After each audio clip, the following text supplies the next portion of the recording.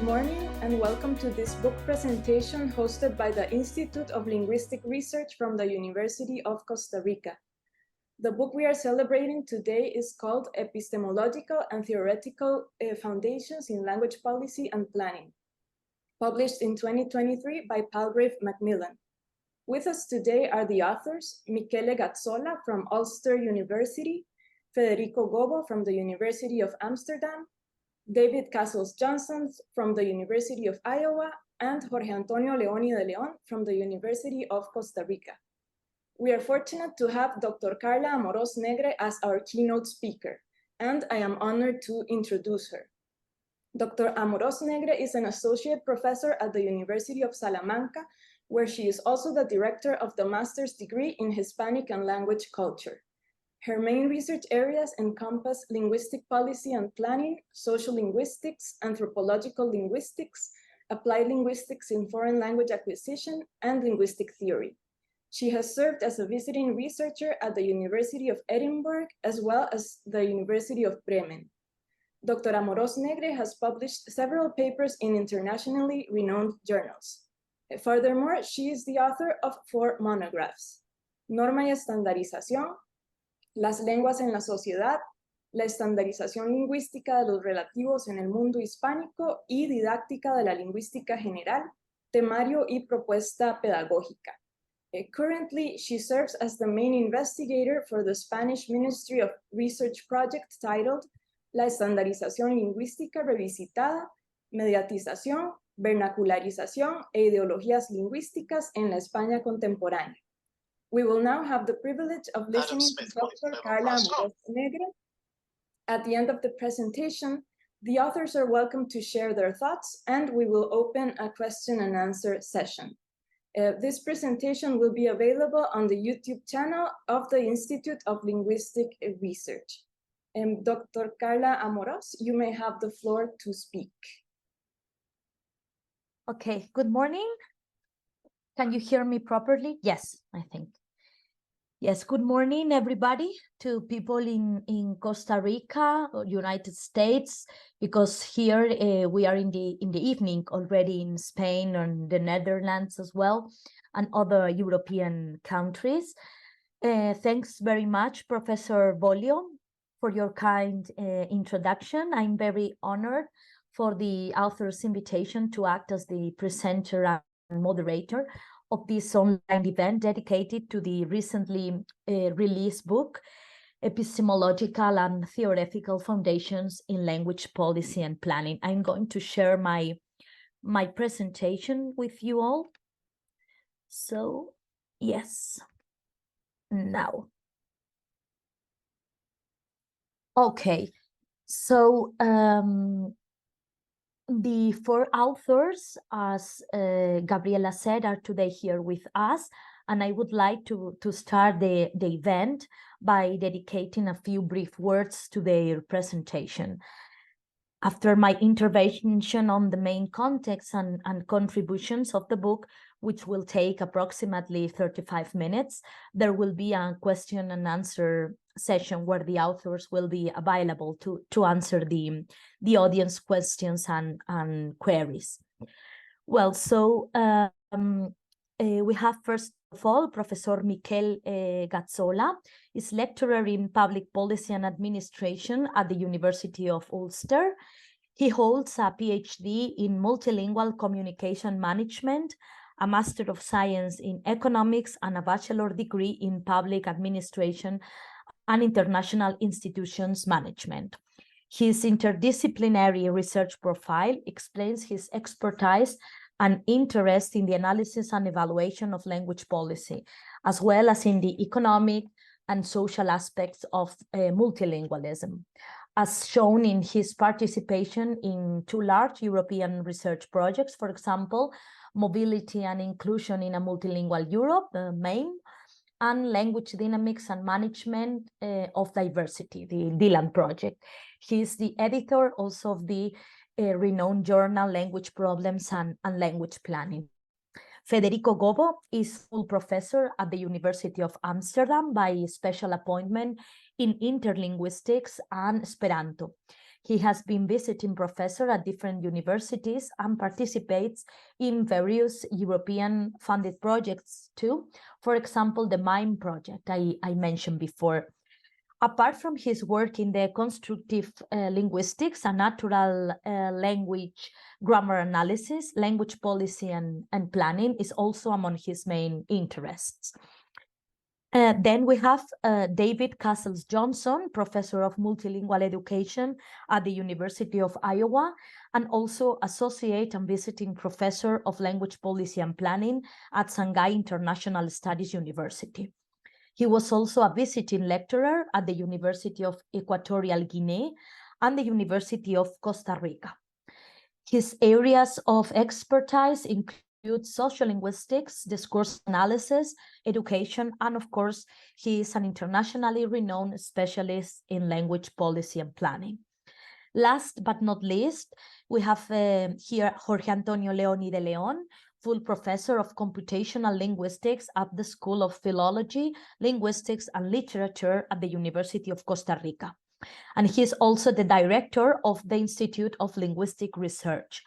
I would like to stress the fact that great part of the book, Epistemological and Theoretical Foundations in Language Policy and Planning, stems precisely from a research project conducted at INIL in Costa Rica, and also from the financial support of the Esperantic Studies Foundation. The book comprises 4 chapters, an introduction and a conclusion, in which the authors outline how the epistemological foundations of the subdiscipline of language policy and planning have evolved in an educational and informative way. The authors present, exemplify, and clarify the main concepts and methods in the analysis of diverse language planning enterprises, alluding both to clearly established distinctions, namely corpus, status, and acquisition planning, and to the most recent theoretical and methodological approaches, so as to foster the advancement of these studies in this 21st century. It is not my intention to review each chapter in a strict order, but to draw attention to issues that I have found particularly interesting and that have been addressed by the authors throughout the volume. Following the different phases sketched in the development of the field by other acknowledged experts like Thomas Ricento, James Tollefson, or Sue Wright, the introduction of the volume contextualizes and explains how its theoretical development should be related to the emergence of different paradigms in the linguistic science itself, but of course in other human and social disciplines.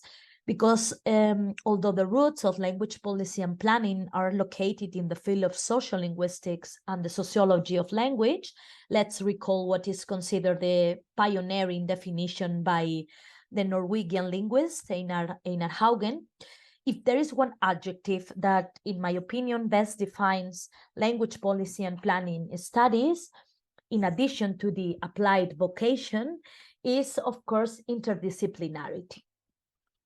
Haugen first defined what he called language planning, very much in reference to the processes of codification, standardization, and language development, with a focus on formal language planning, corpus, and terminology development, like also Professor Gobbo does in the 4th chapter of the book.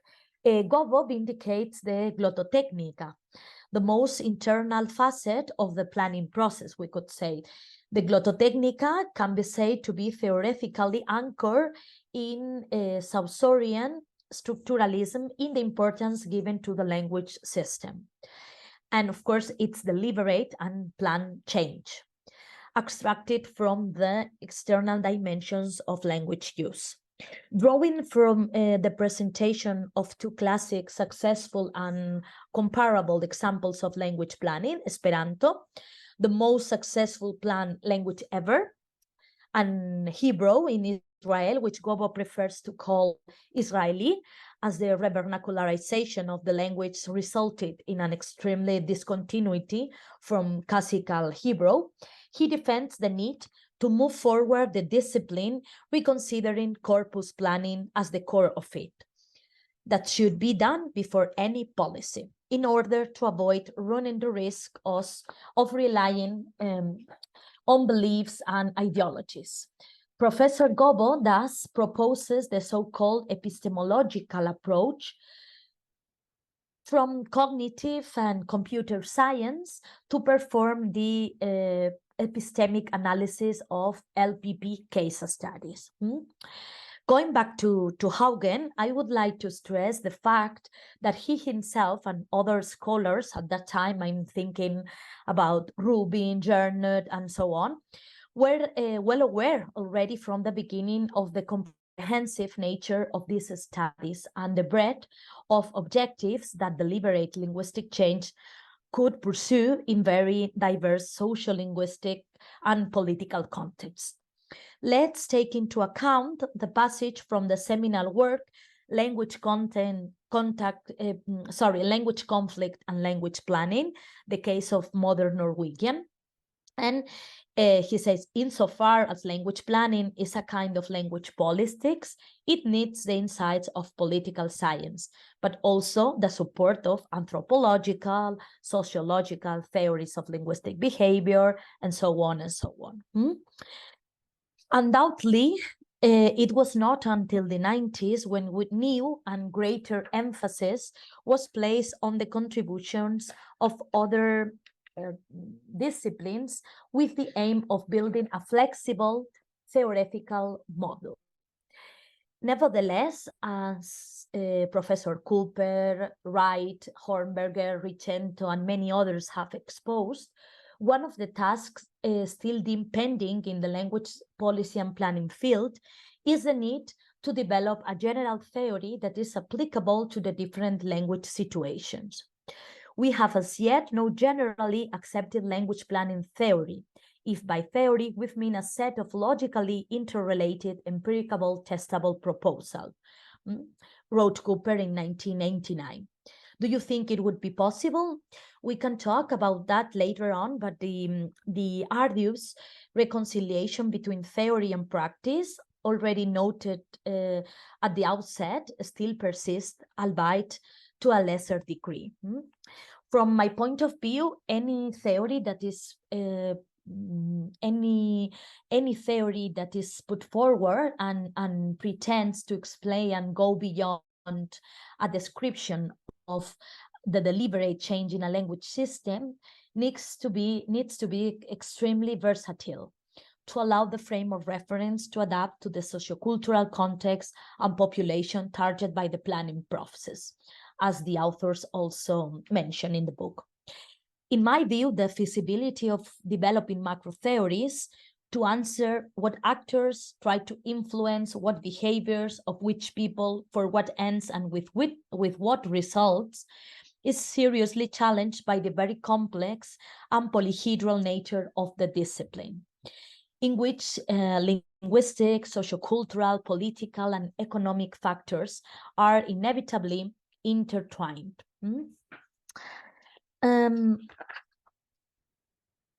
In this sense, apart from the needed versatility in all planning processes, Professor Ricento referred recently to the fundamental problem in placing or locating LPP within particular academic niches. The most fundamental problem is the lack of shared agreement on the goals of research or the nature of the film. In plain terms, the it that we are studying, the why we are studying it, and the how our findings will make a difference in the world are disparate and ill-defined.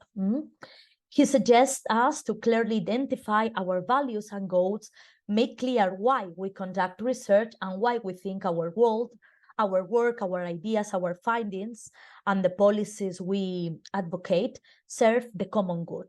If we want, of course, to have a broad impact on public consciousness. In my opinion, one of the great strengths of this book we are talking about today is precisely to place this concern in the spotlight. As stated in page 129, for example, it said researchers in the field of language policy and planning need to be clear in their epistemological and methodological standpoints. An issue closely related to another question, which is formulated directly in the conclusion, but which appears in many reflections of the book. Which are the epistemological limits of the field? Should they be explicitly stated? Why? To enlarge its epistemological horizon. So we can discuss about this topic later on, as I suggest here. But dealing with the epistemological limits of a discipline implies focusing attention on the ontology of our object of study, human languages, whose multidimensionality also explains the different theoretical and methodological approaches to the global understanding of the complex and intricate linguistic phenomenon. When we discuss the limits of a linguistic discipline, language policy and planning in this case, scholars are very much influenced by the we could say primarily naturalistic or versus socio-historical hermeneutic character of linguistics. We cannot lose sight of the fact that the main critiques to the so-called neoclassic or positivism paradigm in language policy and planning fell on the claim to construct a science that should be objective and neutral. In chapter 2, Professor Johnson brilliantly exposes the existing relationships between these three major epistemological orientations proposed by Crotty in 1998. Objectivism, constructionism, and subjectivism, from which different theoretical approaches of LPP emerge. Therefore, it is no surprise that within the critical theory studies, sociologists, sociolinguists, ethnographers, anthropologists urge the necessary attention be paid to the socio-historical, political, and economic forces involved in all planning, in order to achieve greater justice and democratic ethics for the various ethno-linguistic groups. Within the so-called critical language policy approach, it was clear that language management, language planning was inherently ideological and political. Indeed, linguistic choices concerning the orthographic, grammatical, and lexical codification for a language always involve taking a position, taking a stance, a choice between several possible varieties or variants of a language, most often based on criteria that are not strictly linguistic, but of a social, cultural, political, or economic nature. The division between corpus and status planning is in fact more evident in theory than in practice. The interrelation of the two is such that any selection or modification of the language system necessarily has repercussions on the functions that these and other varieties will undertake in the society, and consequences for these speakers as well. Fishman, for example, in the 2006 book, Do Not Leave Your Language Alone, referred to corpus and status planning as two sides of the same coin, and highlights how corpus planning is no less ideologically motivated than status planning. We can, after my presentation, discuss about this important issue, I think.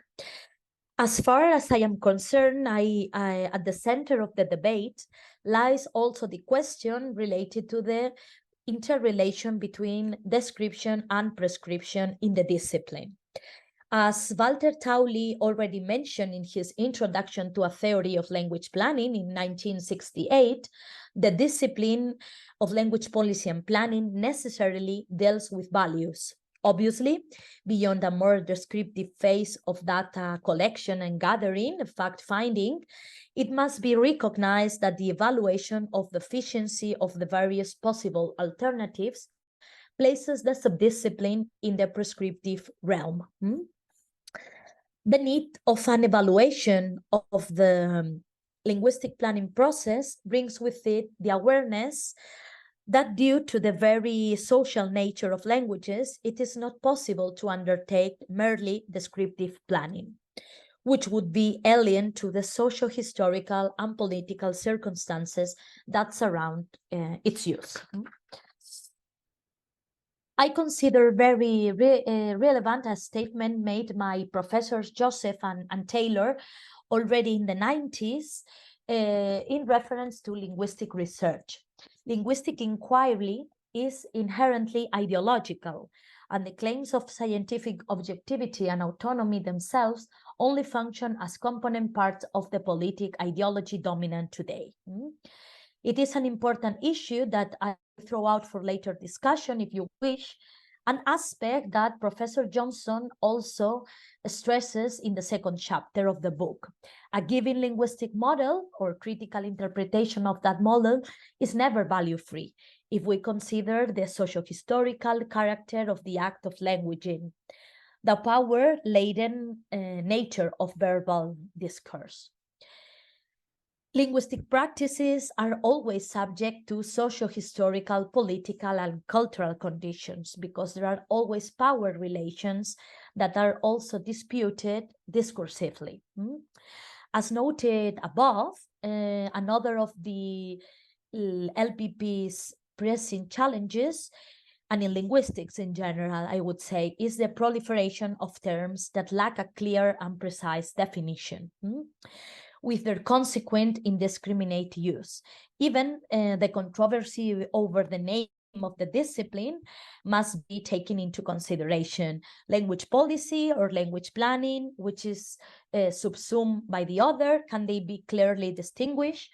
I completely agree with the author's decision to adopt the inclusive rubric, language policy and planning, as it better expresses the interrelationship of both components in the tasks aimed at, influencing or changing the form of languages, the internal changes of a language steered by conscious planning, as said in page 8, and as well as the roles of language and its speakers in a given social, political, and cultural context.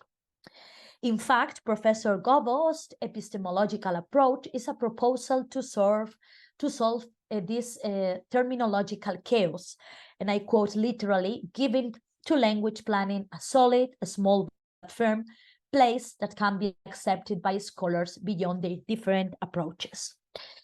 Undoubtedly, for example, the alternation and indistinction between planning and standardization is no less striking in the literature from the very beginning. In my opinion, the former should be used as a more inclusive term to refer to the discipline, whose objectives are very diverse. Protection of minority languages, language revitalization, internationalization of lexicon, language standardization, development of specialized terminologies, and so on. In the same vein, Professor Gazzola points out the conceptual model in LPP in the third chapter of the book, where he places special emphasis on the distinction between linguistic practices and public language policy.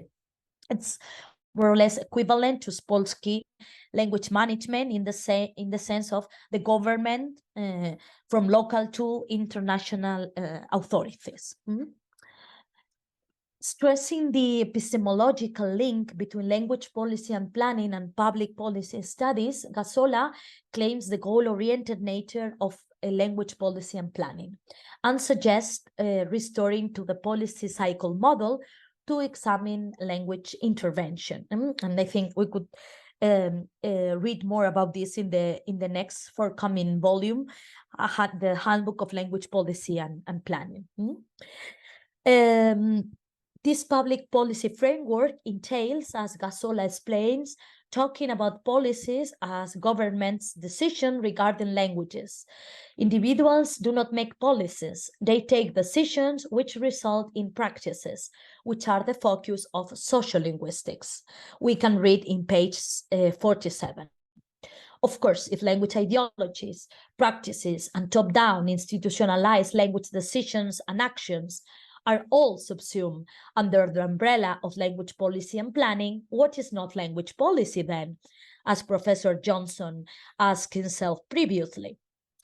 As a result, Gazzola advocates to get rid of the vague notion of policy, referring to virtually anything people decide to do with languages. When, for example, from a critical and ethnographic perspective, we talk about family language policies, regarding parents' decision about heritage language transmission, the use of societal languages in a diasporic context, or translanguage practices, and so on among the family members. Gazzola's restrictive use of the term policy, however, do not entail neglecting and disregarding the analysis of speakers, practices, and ideologies. Speakers are fundamental agents for the success or failure of language policies. Hence, the analysis of the socio-political context in which language planning is going to take place is the first step of the cycle, which of course must be continuously evaluated. The need for a proper and continuous evaluation or monitoring of language policy is necessary to identify the extent to which the different factors are contributing to the success or failure of the activities we are undertaking in a context. As Professor Gazzola rightly explains, in my view, he has worked intensively on language policy evaluation, which has been generally a neglected task, or one of the great limitations of the discipline from my point of view, I would dare to say. Language policies, explicit or de facto, as any type of policy, can be evaluated with respect to their effects on the welfare of the individuals concerned and in the light of standard criteria. Gazzola talks about equity, fairness, distributive justice. For example, his book in 2014, The Evaluation of Language Regimes, Theory and Application to Multilingual Patent Organizations. By contrast, the broad use of the term language policy that we can find in Kaplan and Baldau's books or in Spolsky's extensive work on language policy models is a direct result of the triumph from the turn of the millennium of critical and ethnographic perspective in language policy and planning studies. Here we have, for example, this model by Spolsky in 2004, which has been also renovated in 2009, 2019, I think. In the second chapter of the book, Professor Cassels Johnson depicts the main features of both critical and empirical approaches in language policy and planning, which are focused on ethnographic and qualitative measures and methodologies. Inspired by both critical studies and Heim's ethnography of communication, the critical and ethnographic turn in language policy is nowadays the most popular paradigm in the discipline. It aligns with constructivist and subjectivist post-structuralist epistemologies and considers language planning and policy as ideological processes. The different case studies try to explain the connection between the macro, meso, and micro linguistic dimensions of the planning to provide a better understanding of socio-historical, political, and linguistic realities. In these approaches, greater attention is given to agency, to the bottom-up initiatives of language regulation, decision, and control exerted by the communities and speakers themselves, with methodologies such as participant observations, in-depth interviews, document collection. The main aim is, as pointed out by Teresa McCarthy, to uncover power dynamics, to peel back the layers of the onion multi-layered analysis, the language policy onion, as it is well known by Johnson, Riquitento, and so on. The ethnographic methodology advocates continuously assessing the results and consequences of the planning process in its different levels, reconceptualizing the macro-micro dialectic in LPP studies and responding to the critique of underestimating human agency. The following quotation from Johnson is worthwhile to consider. I'm going to read it. Ethnographic and critical approaches to language policy are not mutually exclusive. They are both committed to resisting dominant policy discourses. Indeed, the ethnography of language policy should include both critical analysis of local, state, and national policy texts and discourses, as well as data collection on how such policy texts and discourses are interpreted and appropriated by agents in local context. As anticipated in this framework, we employ language policy as a broad term, referring both to explicit official measures dictated top-down from a macro level, documents, law, curriculum plans that regulate the function and scope of different languages in various organizations or at different educational levels, but also to bottom-up, covert or hidden, more implicit, informal, or unstated grassroots initiatives, as shown in Shohami's work, for example, in this 2006 book. Foucault's concept of language governmentality, can thus, from this perspective, be exercised by every speaker. With this figure of the iceberg, what I intended to reflect was precisely that the regulations and the URI language policies are only the most visible part of the complex and intricate language policy and planning processes all over the world.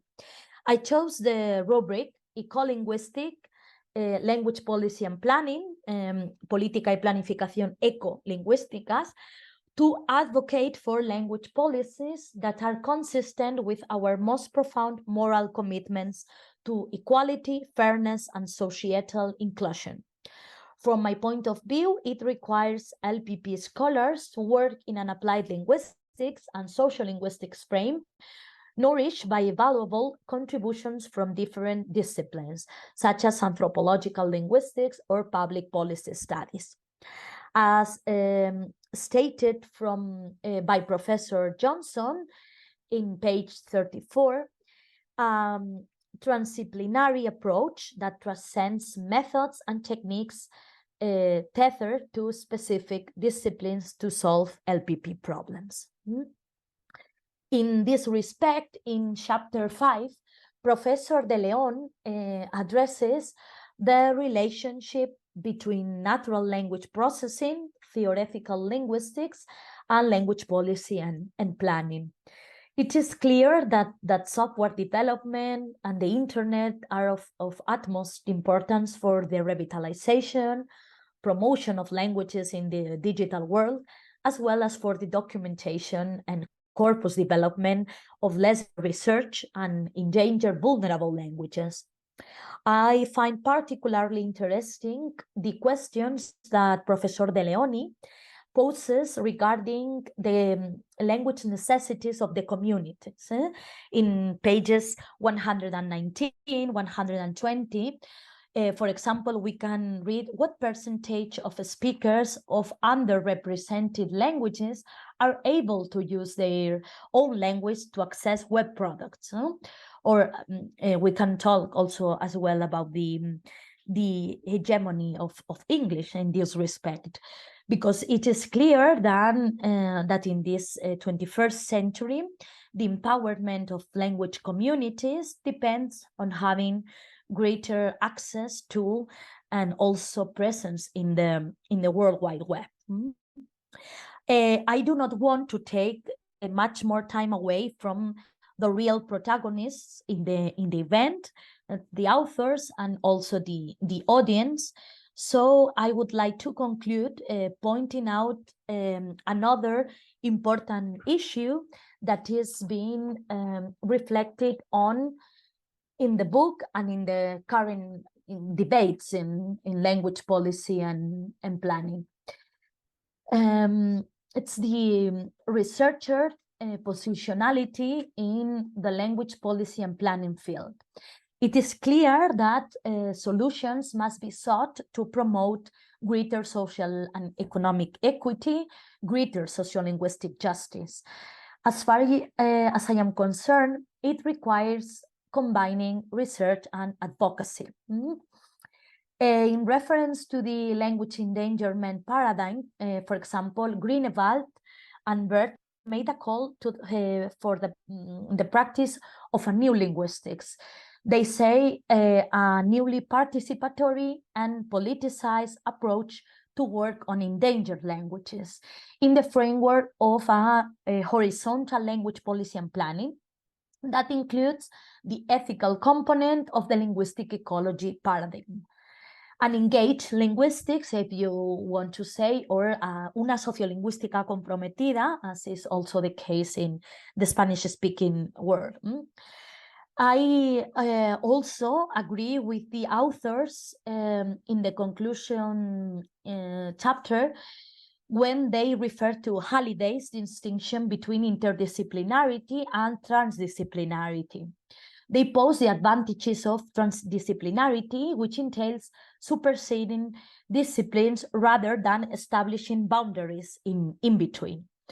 As far as I am concerned, and in spite of institutional and administrative rigidities and established specializations among journals or professional societies, embed in academic and research careers, as we all know, it is necessary for me to adopt a transdisciplinary orientation in complex and multifaceted social and linguistic issues, such as the ones we deal with in language policy and planning studies, in which the different epistemological approaches can and should coexist so as to informatively and effectively influence sociolinguistic change. I think I've said enough. I don't know what's the time, but I think it's time for the authors and the public to exchange ideas, asking and answer questions. Here you have just some questions to consider, and thanks very much for your time. Thank you, Professor Amorós, for this enlightening presentation. And yes, the authors are welcome to express their thoughts if they so choose, and we can also open a Q&A session. So feel free to use the Zoom hand raise feature if you have questions or would like to share some thoughts.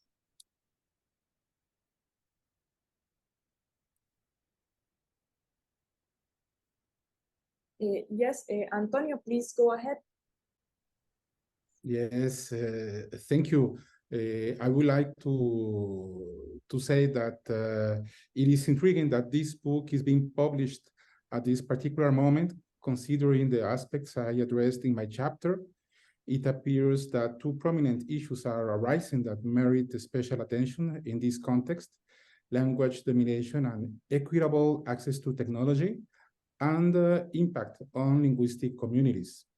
These issues are of utmost relevance in the realm of language policy, language planning, and the implementation of language processing technologies particularly large language models, which currently dominate the technological landscape. Regarding language domination and equitable access to technology, it is undeniable that large language models and natural language processing technologies tend to perform better in widely spoken languages compared to minority or endangered languages. This is primarily due to the underrepresentation of minority languages in global documentation, which reinforces the preference for major languages.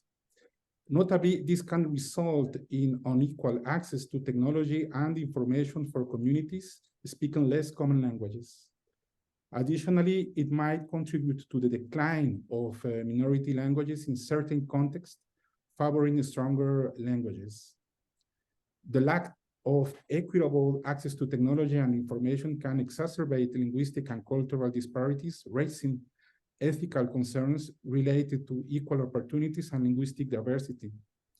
We must advocate for natural language processing technologies that encompass as many languages and dialects as possible as part of policies supporting the preservation and promotion of minority languages.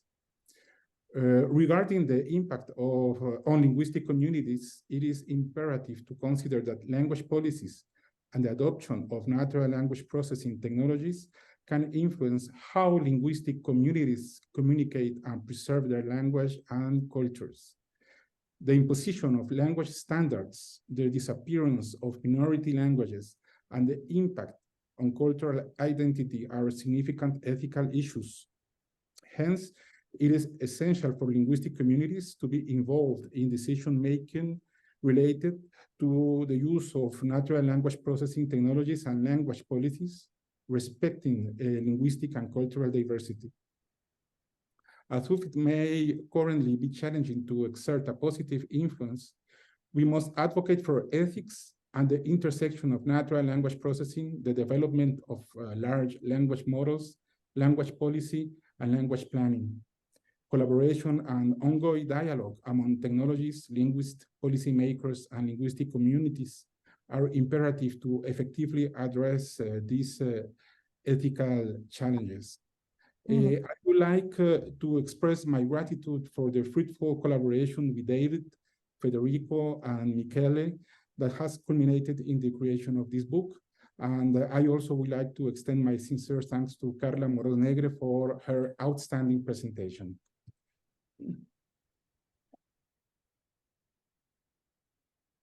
Thank you, Antonio. Would someone else like to reply or share some other thoughts? Michele, yes? Yes, thank you very much, Carla, for this presentation, which I appreciated a lot because it didn't make a summary of the chapters, but tried to successfully managed to finally give a general overview of the intricacies of theories and epistemologies or epistemological approaches that coexist in the research of language policy and planning. And for the audience, I'd like to remind that this book has been thought as an advanced introduction for master and PhD students. And its goals is precisely to present a large variety of, although there are many that can be included, but we tried our best to cover the most important ones from our respective expertise point of view, of course, to give students tools and references to develop their own understanding of research in language policy and planning. And I remember at the end of the summer school where this in 2017, Antonio, if I'm not wrong, that was a successful event that we organized together. We were sitting and having beer and discussing about how to put this on paper. And my hope is that this book is going to be used by the younger generation of students and that they can find it inspiring, no matter then when they are going to, to work. There are different approaches coexisting language policy and planning, and as you correctly said, some of them, they are not compatible, and that's where things are interesting, because otherwise it will be extremely boring and would not be scientific, because systematic skepticism is what make science different from dogmatic religions. It is exactly because we disagree that science move forward. Otherwise, there will be a kind of cult in which we are all agree one with each other. That would be very dangerous if this was the case. So thank you for pointing out different aspects of the theories or theories of language policy and planning, and thank you again for the reading of this book. Thank you, Professor Gazzola. Are there any more questions or comments? Yes, first Federico Gobbo, and then Dr. Yael Pellet. Sorry if I pronounced your name wrong. Federico, go ahead, please. Thank you, Carla. I will be brief. You raised the question if general theory is possible or not, and already Michele said that it's not desirable. I completely agree with him, of course. What I want to complement to that, I think that it is important to have epistemological honesty. So whatever standpoints you start from, it is important to put them explicitly in your discourse and to clarify all the passages. So in that way, you can agree with something or not, but you know exactly where to agree and where to not. And this, I think, is a responsibility for us, for all of us, to be very clear, because, of course, we are not dealing with hard sciences like physics or mathematics. There are so many human factors here that is on our shoulder to be more and more clear and precise.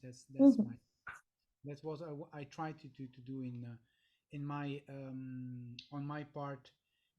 That's why I inserted my computer science side. In order to have to propose a step-by-step methodology for case study analysis. Thank you.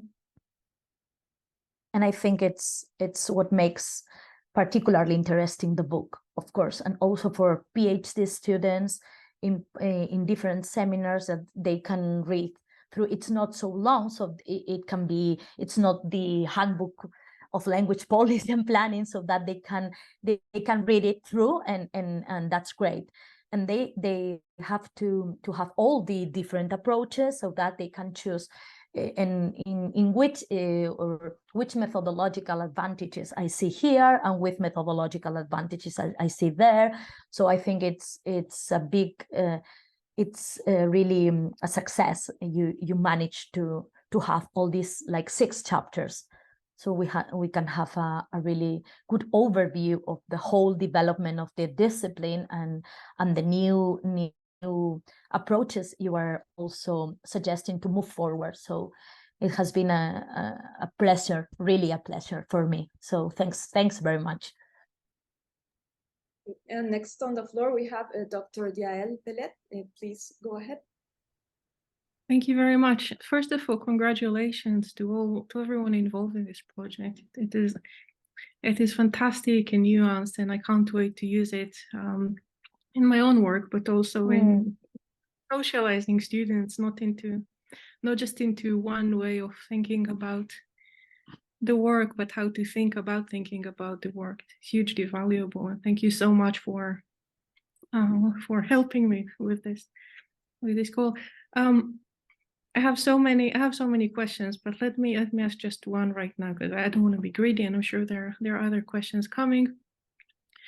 There's a good old school definition of power as being able to afford not to learn, and I'm thinking it's very easy to see how this applies in the context of the politics of language. But as someone who has done a fair bit of interdisciplinary work and then a fair bit of interdisciplinary collaborate. One thing I was very curious when I first learned about this project is what was the process like for you as people coming from different backgrounds, different convictions, different understanding, different methodologies, what it was like for each of you to figure out for your collaborators what they cannot afford not to learn about your own work. Where do you find the midpoint? One of the joys of interdisciplinarity for me is always to figure out or to realize at the end of the project that I actually think very differently by the time the projects end, right? There are things I come to the project with a certain set of assumptions, and then by the time it ends, I'm thinking differently, right? And I was very curious if any of you might be willing to share any particular insights or instances. I'd be very, very grateful. Well, I would recommend, the beaches of Manuel Antonio, if my co-author agrees, because we had. I was going to say the same thing. Yeah, an amazing time, beautiful things, beautiful palms and beaches. So that was a very relaxed moment, and that's why you start to see things from the point of view of other people. But at the same time, I remember we never completely disagreed on everything. The overextended definition of policy, we are all both a bit skeptical about that.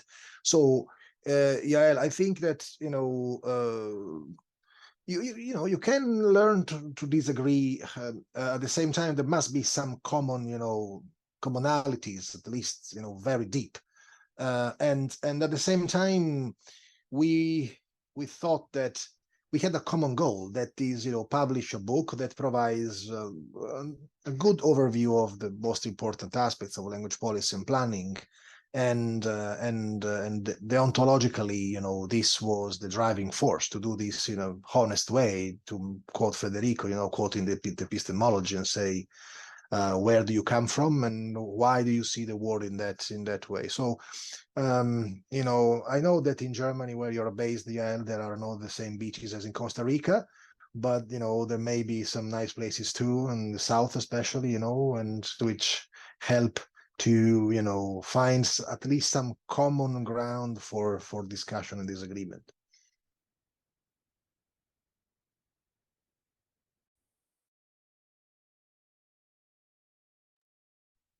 Yes, thank you. Are there any more comments or questions? Okay, if not, well, we invite you to read this book in case you haven't already. We will now end this session. Remember that the video will be available on the YouTube channel from the Instituto de Investigaciones Lingüísticas. We thank you for your participation, and we extend our gratitude to Dr. Carla Amorós Negre, our keynote speaker, as well as the authors for this important contribution to the area of language policy and planning.